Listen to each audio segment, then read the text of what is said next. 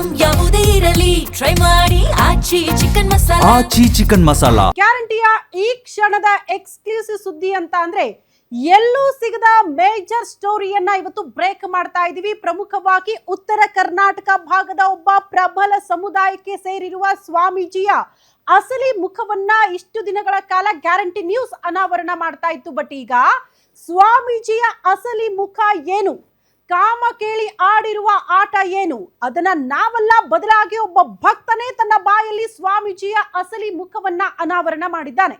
ನಾವು ನೀವು ಅಂದುಕೊಂಡಿದ್ದು ಉತ್ತರ ಕರ್ನಾಟಕ ಭಾಗದ ಒಬ್ಬ ಪ್ರಬಲ ಸಮುದಾಯಕ್ಕೆ ಸೇರಿರುವ ಸ್ವಾಮೀಜಿ ಮಾಡಿರೋದು ಒಬ್ಬ ಯುವತಿಗೆ ಮಹಾ ಮೋಸ. ಆಕೆಯ ಸಂಬಂಧಿಕರಿಂದ ಅಟ್ಯಾಕ್ ಆಯ್ತು, ಕಲ್ಲು ತೂರಾಟಗಳಾಯ್ತು, ಅದನ್ನ ಸೆಟಲ್ಮೆಂಟ್ ಮಾಡಿದ್ದಾರೆ ಎನ್ನುವಂತಹ ವಿಚಾರಗಳು ಮುನ್ನೆಲೆಗೆ ಬಂದಿತ್ತು. ಆದರೆ ಅಸಲಿ ವಿಚಾರ ಬೇರೆಯದ್ದಿದೆ. ಒಬ್ಬ ಯುವತಿ ಮಾತ್ರ ಅಲ್ಲ, 3 ಜನ ಯುವತಿಯರಿಗೆ ಇದೇ ರೀತಿ ಕಾವಿ ಧರಿಸಿರುವ ಸ್ವಾಮೀಜಿ ಮಹಾ ಮೋಸ ಮಾಡಿರುವಂತಹ ಸ್ಟೋರಿ. ಇದು ಗ್ಯಾರಂಟಿ ನ್ಯೂಸ್ ನ ಬಿಗ್ ಬ್ರೇಕಿಂಗ್ ನ್ಯೂಸ್.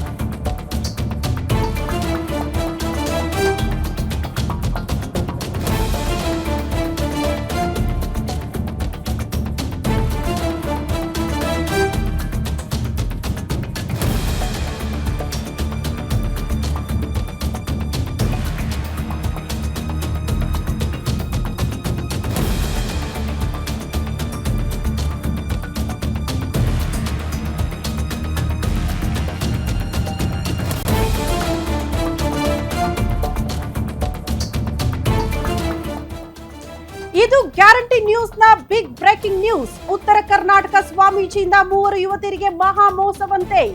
ವಿಜಯಪುರದ ಆ ಸ್ವಾಮೀಜಿ ಮಾತಿಗೆ ಬೆರಗಾದವರು ಒಬ್ಬರಲ್ಲ, ಇಬ್ಬರಲ್ಲ, 3. ಮೊನ್ನೆ ವಿಜಯಪುರದಲ್ಲಿ ವಧೆ ಬಿದ್ದಿದ್ದು 3ನೇ ಯುವತಿಯ ಕಡೆಯವರಿಂದ. ಕೇಸ್ ಮುಚ್ಚಿ ಹಾಕಲು ಸಂಧಾನಕ್ಕೆ ಕರೆದು ಎದ್ವಾ ತದ್ವಾ ಮಾತನಾಡಿದ್ರಂತೆ ಸ್ವಾಮೀಜಿ ಮಾತಿಗೆ ಕೆರಳಿ ಕೆಂಡವಾಕಿ ವಧೆ ಕೊಟ್ಟಿದ್ರಂತೆ ಯುವತಿ ಕಡೆಯವರು. ಮೂಲಗಳ ಪ್ರಕಾರ ಸ್ವಾಮೀಜಿಯ ಡ್ರೈವರ್ಗೆ ದೊಡ್ಡ ಗಾಯ ಆಗಿದೆ ಈ ಗಲಾಟೆಯಲ್ಲಿ. ಆ ಸ್ವಾಮೀಜಿಯ ಡ್ರೈವರ್ಗೆ ಬರೋಬ್ಬರಿ 11 ಹೊಲಿಗೆ ಬಿದ್ದಿದೆಯಂತೆ.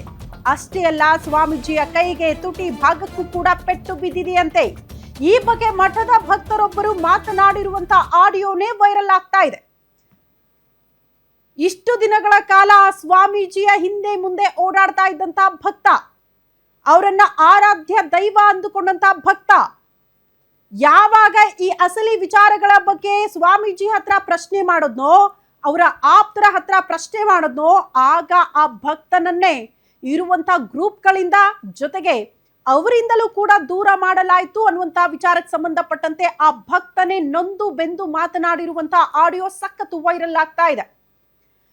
ಕೇಳಿದ್ದಾರೆ ಭಕ್ತರು, ಪ್ರಶ್ನೆ ಮಾಡ್ತಿದ್ದಾರೆ. ನೀವು ಅವರಲ್ಲ ಅನ್ನೋದಾಗಿದ್ರೆ, ನಿಮಗೆ ವಧೆ ಬಿದ್ದಿಲ್ಲ ಅನ್ನೋದಾಗಿದ್ರೆ, ನಿಮ್ಮ ಮೇಲೆ ಅಟ್ಯಾಕ್ ಆಗಿಲ್ಲ ಅನ್ನೋದಾದ್ರೆ ಬಂದು ಅದ್ರ ಬಗ್ಗೆ ಮಾತಾಡಬೇಕಾಗಿತ್ತು, ಸ್ಪಷ್ಟೀಕರಣ ಕೊಡಬೇಕಾಗಿತ್ತು.